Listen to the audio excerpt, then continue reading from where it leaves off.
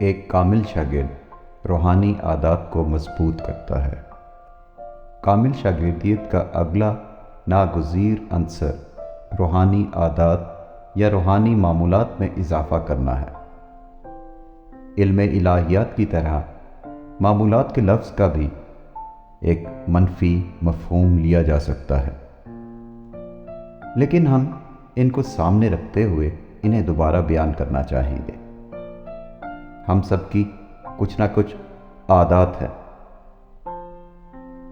اور ہم سب اسی سے جانے جاتے ہیں جو ہم کرتے ہیں۔ ہماری عادات اس بات کا تعین کرتی ہیں کہ ہم کون ہیں اور کیسی شخصیت کے حامل ہیں۔ بحیثیت انسان ہمیں روایات اور عادات کو سیکھنے کی ضرورت ہے جو ہمیں خدا کی راہ میں چلنے کے لیے مددگار ہوتی ہیں۔ اگر ہم صرف اپنے ذہن کی تشکیل پر توجہ دیں تو ہم کامل شاگرد نہیں بن پائیں گے۔ یعنی صرف یاد کر لینا یا پڑھ لینا ہی کافی نہیں ہوتا، خداوند کا کلام ہم میں نظر بھی آنا چاہیے۔ ہم عادات کو نظر انداز نہیں کر سکتے، کیونکہ ہم صرف منتشر دماغ نہیں ہیں بلکہ ایک مکمل شخصیت ہیں۔ ہم کلام کے بارے میں تعلیم اور عقائد کی ترجمانی دو طرح کے معمولات یا عادات کے ذریعے کر سکتے ہیں: اجتماعی اور انفرادی۔ اجتماعی عادات وہ عادات اور روایات ہیں جو ہم بحیثیت کمیونٹی کرتے ہیں،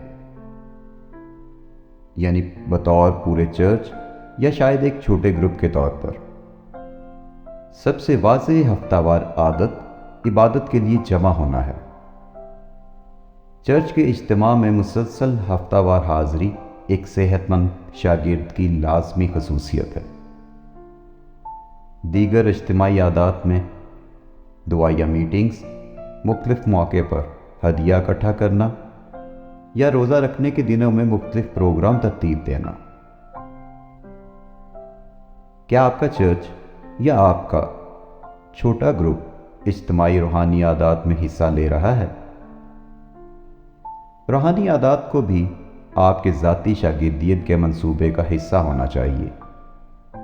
اس میں نہ صرف شاگردیت کی پہلی دو اقسام یعنی بائبل پڑھنا اور اپنے عقائد کو کلام کے مطابق مضبوط کرنا شامل ہونا چاہیے، بلکہ اس میں دعا، روزہ، باقاعدگی سے ہدیہ دینا، مختلف طریقوں سے خدمت وغیرہ بھی شامل ہونی چاہیے۔ سب سے مرکزی اور ضروری روحانی عادت ہے دعا۔ مسلسل بائبل پڑھنے کی طرح کوئی بھی چیز دعائیہ زندگی کی جگہ نہیں لے سکتی۔ یسوع نے اپنے شاگردوں کو، جن میں اب ہم بھی شامل ہیں، متی کی انجیل اس کے 6 باب کی 5ویں سے 15ویں آیت میں سکھاتے ہوئے کہا، اور جب تم دعا کرو تو ریاکاروں کی مانند نہ بنو، کیونکہ وہ عبادت خانوں میں اور بازاروں کے موڑوں پر کھڑے ہو کر دعا کرنا پسند کرتے ہیں تاکہ لوگ ان کو دیکھیں۔ میں تم سے سچ کہتا ہوں کہ وہ اپنا اجر پا چکے۔ بلکہ جب تو دعا کرے تو اپنی کوٹھڑی میں جا اور دروازہ بند کر کے اپنے باپ سے جو پوشیدگی میں ہے دعا کر۔ اس صورت میں تیرا باپ جو پوشیدگی میں دیکھتا ہے تجھے بدلہ دے گا۔ اور دعا کرتے وقت غیر قوموں کے لوگوں کی طرح بک بک نہ کرو، کیونکہ وہ سمجھتے ہیں کہ ہمارے بہت بولنے کے سبب سے ہماری سنی جائے گی۔ پس ان کی مانند نہ بنو، کیونکہ تمہارا باپ تمہارے مانگنے سے پہلے ہی جانتا ہے کہ تم کن کن چیزوں کے محتاج ہو۔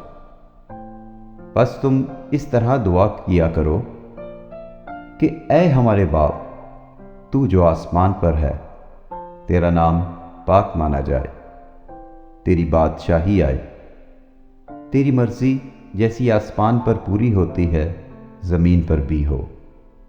ہماری روز کی روٹی آج ہمیں دے، اور جس طرح ہم نے اپنے قرض داروں کو معاف کیا، تو بھی ہمارے قرض ہمیں معاف کر، اور ہمیں آزمائش میں نہ لا بلکہ برائی سے بچا، کیونکہ بادشاہی اور قدرت اور جلال ہمیشہ تیرے ہی ہیں، آمین۔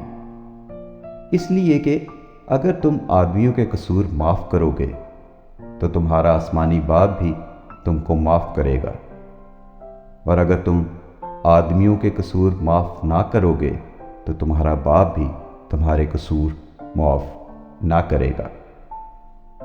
خدا ان کے پاک کلام کے سنے اور سمجھے جانے پر اس کی برکت ہو، آمین۔ اس میں بڑی وضاحت سے بتایا گیا ہے کہ دعا کیسے کریں۔ آج کا پیغام سننے کے بعد آپ اس پورے حوالے پر غور کرنے میں کچھ وقت گزاریں۔ خدا ان کی سکھائی ہوئی دعا مانگیں اور اسے اپنا لیں۔